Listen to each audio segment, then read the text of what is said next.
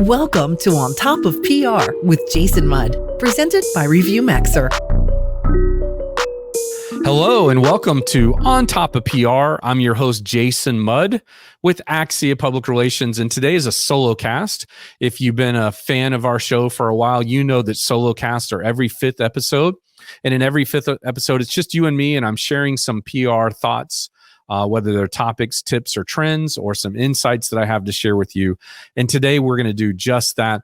Today we got a piece of fan mail from user 6626, who is in Wisconsin. He or she writes in and says, I love the podcast and would enjoy an episode on pitching to podcast. Well, user 6626, whoever you are, thank you so much for writing in. We are glad that you did, and we are happy to help you out with this request. In fact, our team thought that was a really good request, and we're very happy to share some insights from it. Real quick, I want to talk about this in two angles. Angle number one is, I'm a podcaster, so we get pitched all the time to have guests on our podcast. So I think I've got unique experience and qualifications to help you out with that today, user 6626, as well as the rest of our audience. But also as a person who's had a career in journalism and in PR with an emphasis in media relations and pitching media for earned media coverage, I feel uniquely qualified to talk about this topic as well. So let's just start out with a quick outline that I put together here in preparing for this episode. First of all, number one is going to be the steps I think are going to be research. Step two is the pitch. Step three is following up. And maybe step four, or maybe somewhere in between step one and two, is going to be this thing of knowing the show.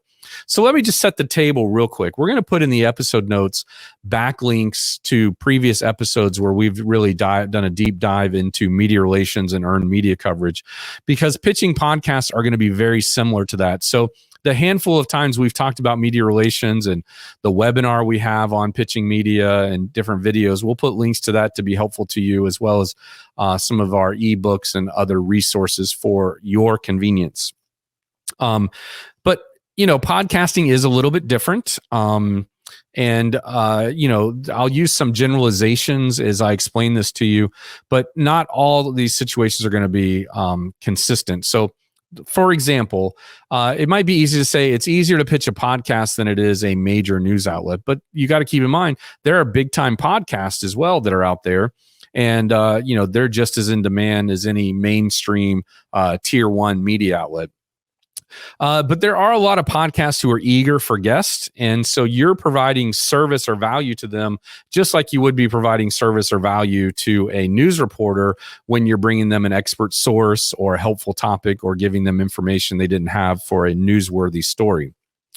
So just to get started, again, I'm someone who receives a lot of pitches to be on our podcast, and I will talk about some of the mistakes people make. Our podcast coordinator, Holly, and I were talking before I pressed record, and she had a lot of thoughts on this too. So I'm very glad that she shared her input.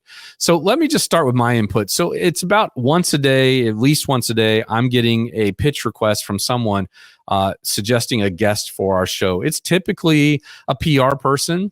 It's typically a PR person at an agency, or it could also be somebody in-house. Or it could be somebody who is actually pitching themselves as a guest on the show.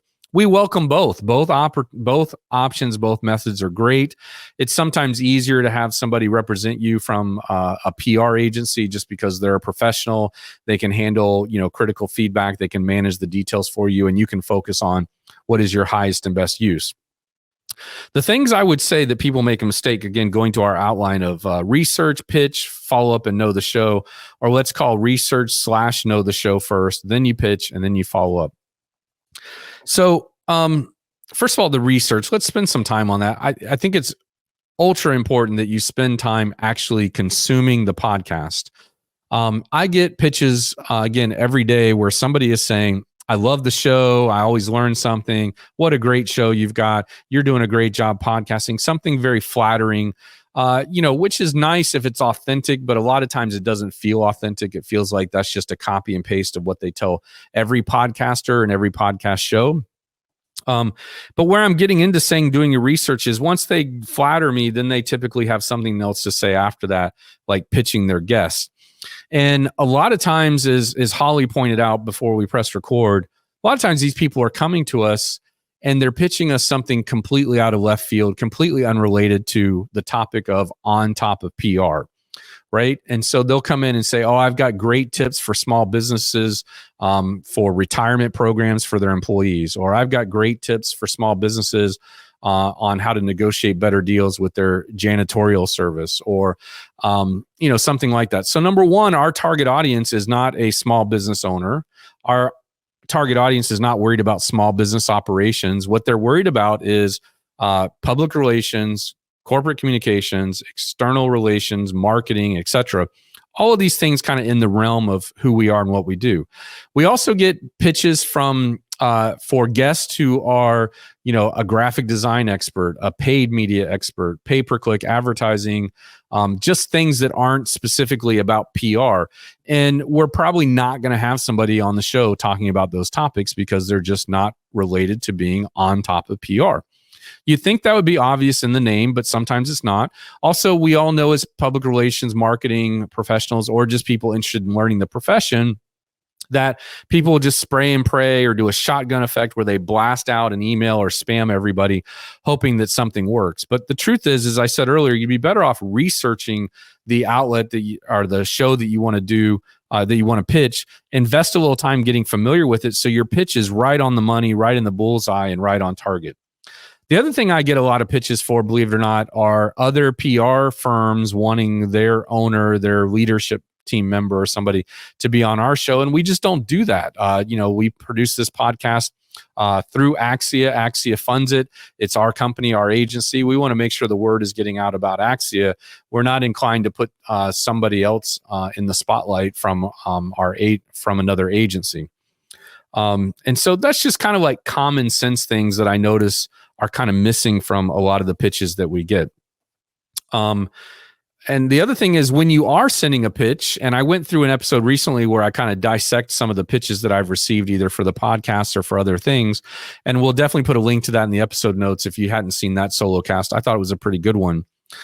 But Holly had a couple of points. When you send a pitch, she's asking, or she has a good suggestion, which is, provide some context about who your expert is, meaning, a link to their LinkedIn profile would be great.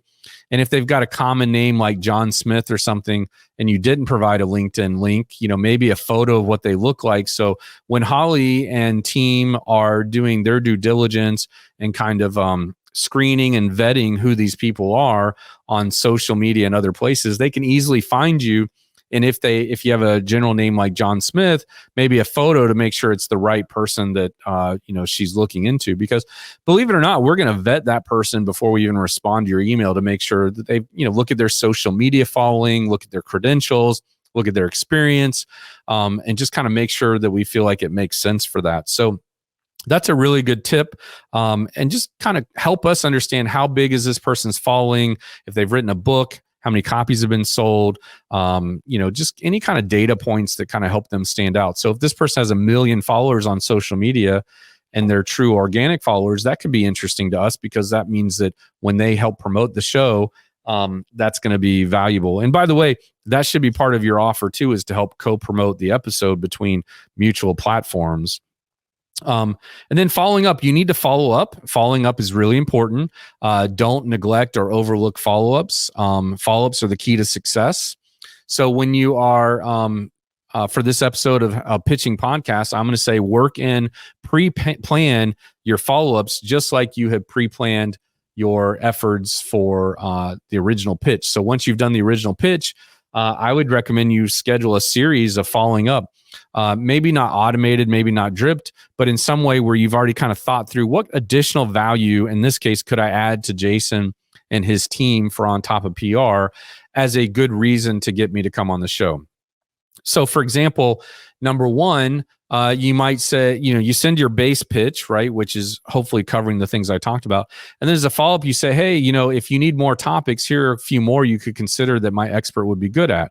You could follow up again and just say, hey, just so you know, my expert is going to be speaking at this prominent conference coming up, or, for maybe it's the Public Relations Society of America, PRSA's international conference called ICON. So maybe your expert is going to be speaking for our show, at least at PRSA ICON. You want to draw attention to that. Maybe your expert just won an award. Maybe they're dropping a book. Like, give me another hook to kind of refresh why we should consider this person.